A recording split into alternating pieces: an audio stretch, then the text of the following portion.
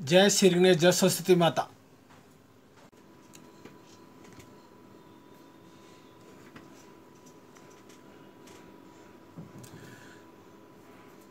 आज का विषय जो कई लोग डेली, जैसे सुंदरकांड है या कोई भी पुस्तक डेली बाँचते सुबह और शाम, वो उनका नियम रहता। तो उसको किस हिसाब से यूज लेंगे तो उसका फल 1000 गुना मिलेगा।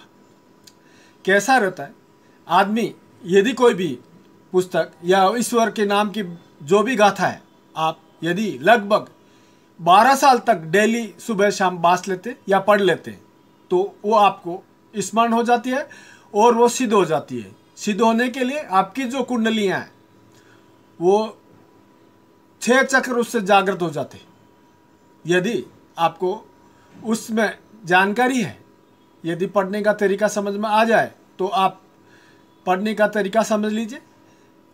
जो पुस्तक आप पढ़ रहे हैं, जो आप समलो सुंदरकांड पढ़ रहे हैं, तो वो पढ़ने के बाद में आपको जैसे भी 12 साल हो जाते तो पढ़ने के बाद आपको तो याद हो जाती है। आप पहले जो पढ़ते थे उस समय आपका कई बार मन विचलित होता, फिर भी आप एकाग्रता से उसको सुंदरकांड को पढ़ लेते या उस पुस्तक को पढ़ लेते।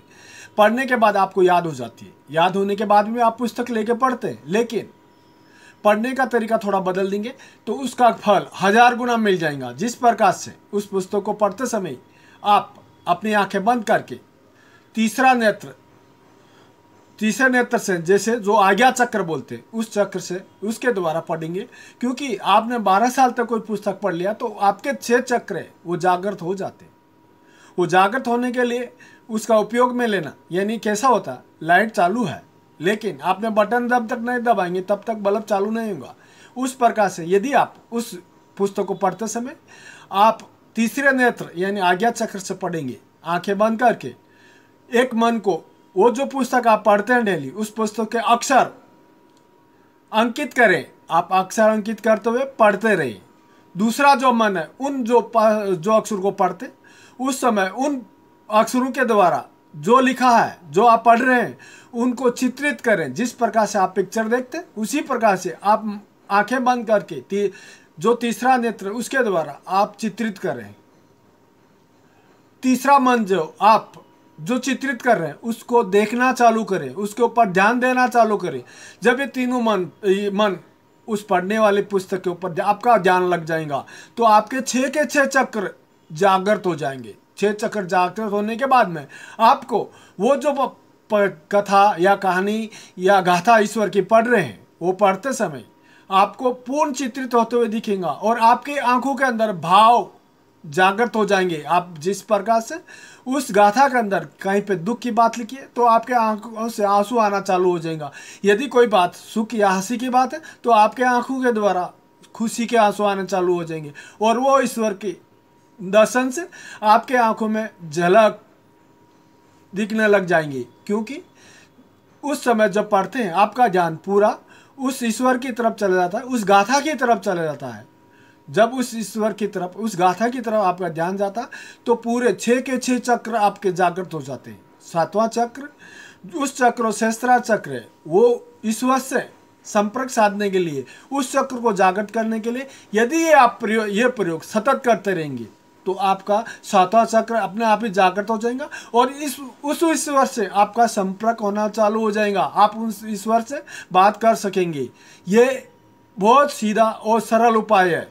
आपको कुंडलिनी जागृत करने के लिए किसी साधु संत के पास जाने की जरूरत नहीं, क्योंकि आपकी कुंडलिनी जब तक कोई पुस्तक आप पढ़ते हैं, जो गाथा ईश्वर की पढ़ते हैं, उस गाथा के द्वारा ऑलरेडी वो कुंडलिनी जागृत हो जाती है। लेकिन आप उसकी कुंडलिनी का उपयोग नहीं लेते, उस कुंडलिनी को उसकी परीक्षा नहीं लेते। आप जब मेरे बताए हुए तरीके से आप पढ़ के देखेंगे तो अपने आप ही वो कुंडलिनी जागृत हो जाएंगी।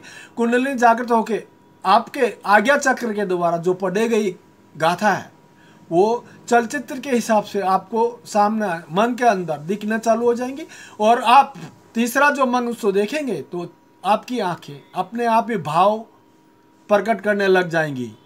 ऐसा करते यदि आप सतत करते रहते तो आपका सहस्त्राचार चक्र अपने आप जागृत हो जाता है। लेकिन इस चक्र को जागृत करने के बाद यदि आप किसी भी प्रकार का गलत काम करने में लग जाते या आप पाप कर्म करते तो उसका निर्णय, उसका रिजल्ट बहुत ही गलत होता है। इसके लिए कभी भी इन चीज़ों का उपयोग ईश्वर के नाम से या ईश्वर भक्ति के हिसाब से लोक कल्याण के लिए करें तो ही अच्छा होगा। इसके लिए कभी भी कोई भी आदमी क्या करता है, कई सालों तक पुस्तक पढ़ता। अभी मैं एक लोनावाला गया था एक शादी के अंदर, तो एक आदमी 25 साल से 2 पुस्तक पढ़ता। एक पुस्तक कम से कम 150 पौना 200 पेज की है। वो सुबह 3 बजे से लेकर के 10 बजे तक पुस्तक पढ़ता, बाद में नहा धो के अपने काम पे चले जाता है। तो पढ़ने से उसका कोई उपयोग नहीं होता। क्यों? कि आप रोज पुस्तक लेके पढ़ते, उसमें जो अक्षर लिखे हुए उसके हिसाब से पढ़ते, लेकिन आपका ध्यान किधर भटकता रहता। और यदि आप एकाग्रता करके पढ़ भी लेते तो जब तक उसका फल बहुत ही कम होता है।